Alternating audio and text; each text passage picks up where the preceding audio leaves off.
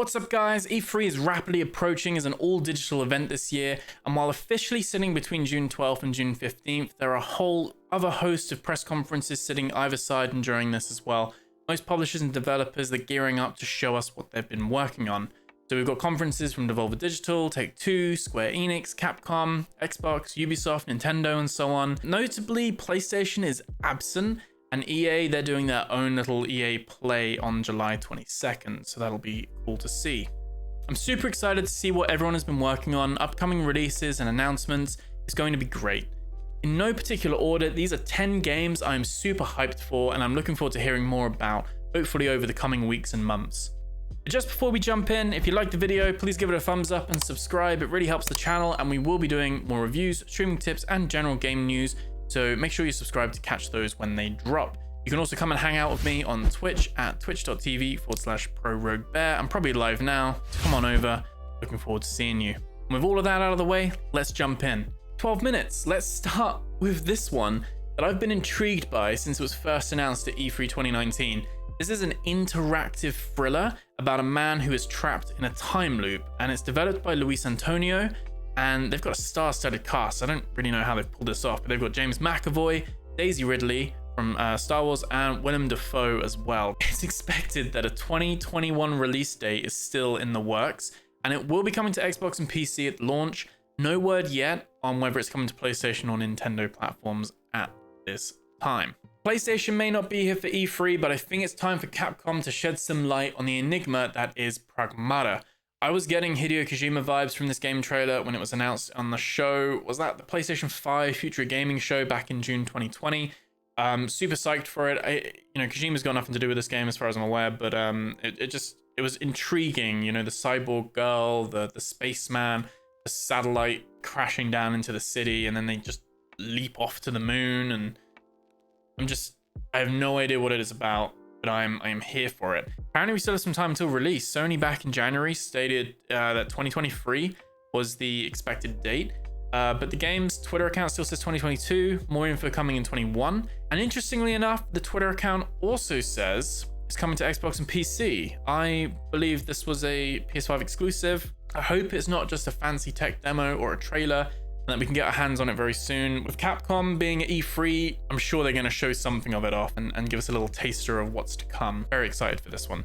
Callisto Protocol. So I am ready for this one. Former Visceral Games boss and Sledgehammer Games founder Glenn Schofield has struck out on his own to form Striking Distance Studios. And it looks like we're into a spiritual successor to the Dead Space franchise. It seems like we're back in space with strong horror themes again, but this time with a twist. It's set 300 years in the future of the PUBG universe. Yes, that PUBG. I have no idea how, perhaps better to ask why, but it's no secret PUBG developers have been looking to expand the lore of their game, with Krafton acting as the publishers for this one as well. Glenn Schofield wants this game to be the scariest game on the next-gen platforms, at the moment slated for a 2022 release, with the website saying it's coming to PC and consoles. I'm not going to spend too long on this one. Starfield, there's been loads of rumors recently claiming a 2021 release date, but all we do know really is that this will be before the Elder Scrolls 6. I'm expecting most likely late 2022, maybe even early 2023. I'm interested in finding out more about this game and what it will be. The trailer was intriguing, but ultimately didn't tell us much, and with the Xbox and Bethesda conference, I'm expecting they are going to lead or end with this, because Elder Scrolls 6, we know that's still, that's probably going to be in the second half of the 2020s by this point. So, we need more details around this game. I want to know what it is. I want to know what we're doing, how it plays. It's probably likely a PC and Xbox only title from after that acquisition, but we still need to wait and see on that one. Okay, so this one, Halo Infinite, easily one of my most anticipated next-gen Xbox titles. They're promising to reboot the Halo franchise. It was meant to be a Series X launch title, but due to the pandemic, it's been pushed back to late 2021. The team has been hard at work with fixes and additional polish after last year's reveal and the endless Craig memes that followed. I'm a big Halo fan and I can't wait for this one, and it'll be interesting to see how they address the multiplayer. Will it be free? Will there be a battle royale? Can it stand on its own, focusing on the roots that made Halo PvP just so damn good? We see many big titles now having free variants, and even rumors the new Battlefield game will have a free offering as well. Just gotta watch this space. It's coming to Xbox and PC late 2021. GhostWire Tokyo. This was another one that was announced a while back. Facing paranormal threats in a city where the population has vanished, the player has to unravel the mystery and use our own spectral abilities to survive. It's made by Tango Gameworks, who are known for the Evil Within franchise, and the E3 2019 announcement of this game by the delightful Ikumi Nakamura. Sadly, she's no longer at the company now, but the game looks like it's getting nearer and nearer to release. The game is part of the Xbox Bethesda acquisition, but it looks like it's still set for a PS5 and PC release only. I wouldn't be surprised to see this come to Xbox potentially in the future, but there's no word on that yet. I'm guessing they signed the deal with PlayStation before that. 2021 is the release date at this time, so expect to see more updates around this very soon. Anyone who knows me knows I'm a big fan of Final Fantasy, and I spend most of my game time recently playing, living and breathing Final Fantasy XIV, the MMORPG. The new expansion for 14, Endwalker, has recently been announced at Square Enix's Final Fantasy Fan Fest that they just had in May. Final Fantasy XIV's director and producer Naoki Yoshida, affectionately known as Yoshi P, has said to expect more details in 2021 for Final Fantasy XVI. He is also the producer of 16 this time around. Final Fantasy XVI was originally slated for a 2021 release, but with Endwalker coming on November 23rd, Square Enix may try to avoid two big Final Fantasy releases side by side, or around the same release window. Unless it's ready to ship towards the end of the summer, which is highly unlikely. I wouldn't be surprised to see this pushed back to 2022. The game looks set to return to a more serious and darker setting after 15's lad's road trip, but I can say I'm very excited for this.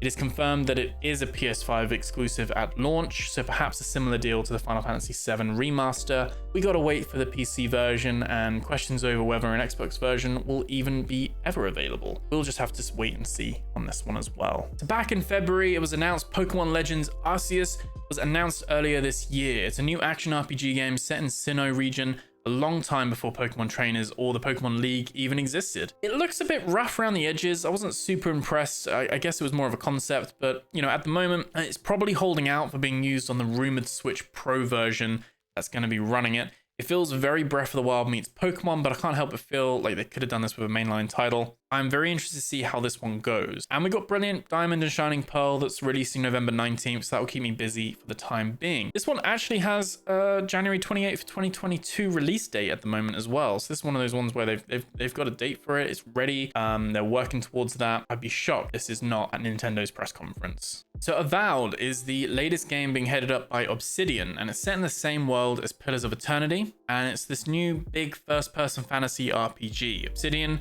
has also got tired of waiting for the Elder Scrolls 6, so they've said, fine, hold my beer, we'll do it ourselves. Looking very nice so far from what we've seen, and it's probably a late 22 release at the earliest before we can go exploring the fantasy world of Eora.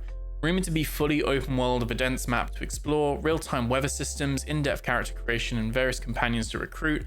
This is Obsidian taking on the Elder Scrolls, and what's crazy is that both of these are within the Xbox family now. Late 22 for release on Xbox and PC, but expect this to be in the Xbox and Bethesda's conference. Looks like we're going to be in for a lot of high quality Western RPGs over the next couple of years, which is amazing. Oh, my body is ready for this one. Dragon Age 4 is currently in production, and it's really setting up a BioWare redemption story if they just get it right.